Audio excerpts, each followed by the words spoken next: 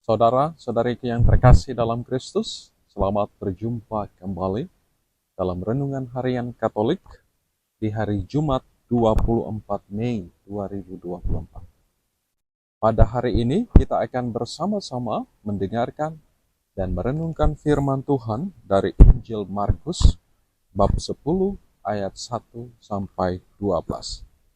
Dalam nama Bapa dan Putra dan Roh Kudus. Amin. Tuhan bersamamu dan bersama rohmu. Inilah Injil Tuhan kita Yesus Kristus menurut Markus. Dimuliakanlah Tuhan. Pada suatu hari, Yesus berangkat ke daerah Yudea dan ke daerah seberang sungai Yordan. Di situ orang banyak datang mengerumuni dia, dan seperti biasa, Yesus mengajar mereka. Maka datanglah orang-orang Farisi hendak mencoba Yesus. Mereka bertanya, "Bolehkah seorang suami menceraikan istrinya?" Tetapi Yesus menjawab kepada mereka, "Apa perintah Musa kepadamu?" Mereka menjawab, "Musa memberi izin untuk menceraikannya dengan membuat surat cerai."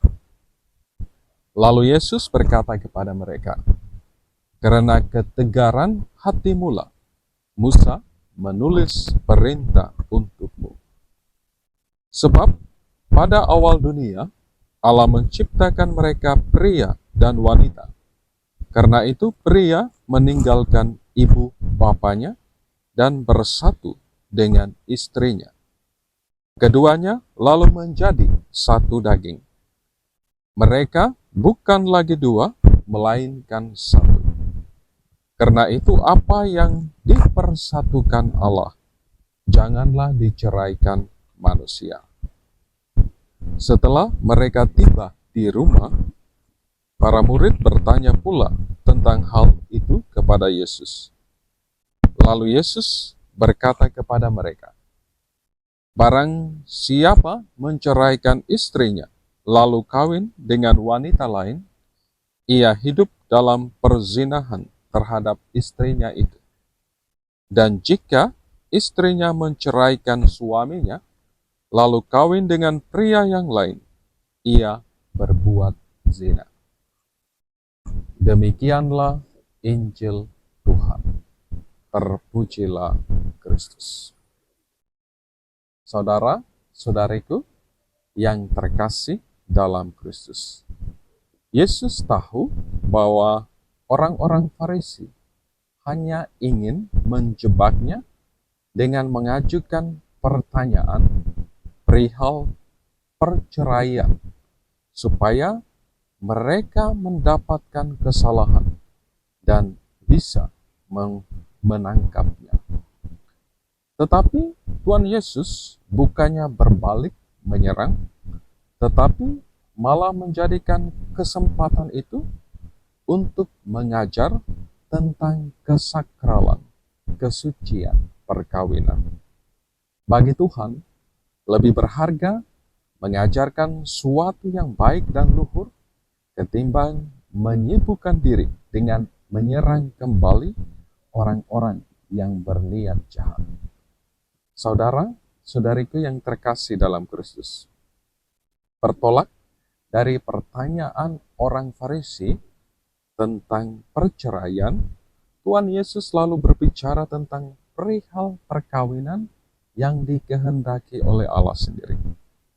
Tuhan Yesus ingin mengembalikan hakikat perkawinan seperti yang dikehendaki Allah dari semula pada awal penciptaan dunia. Sebab itu, seorang laki-laki akan meninggalkan ayahnya dan ibunya dan bersatu dengan istrinya, sehingga keduanya menjadi satu daging. Allah telah menentukan sejak semula bahwa kesatuan perkawinan tidak terceraikan.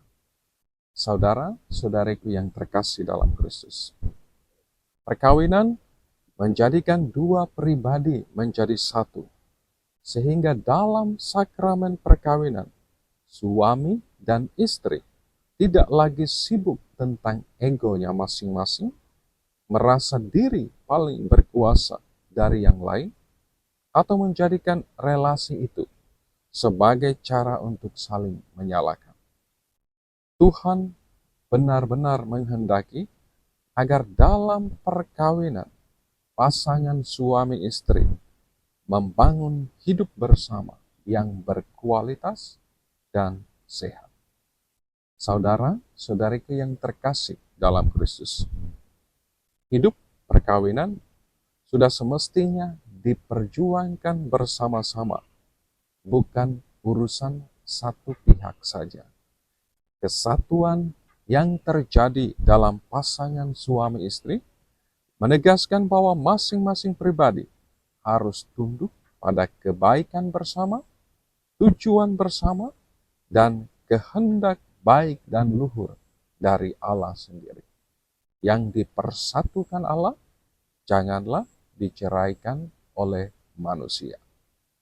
Paus Yohanes Paulus II menegaskan bahwa untuk memberi kesaksian tentang nilai yang tak terhingga dari perkawinan, yang tak terceraikan, dan kesetiaan perkawinan adalah salah satu tugas yang paling berharga dan paling genting bagi para pasangan Kristiani di masa sekarang ini.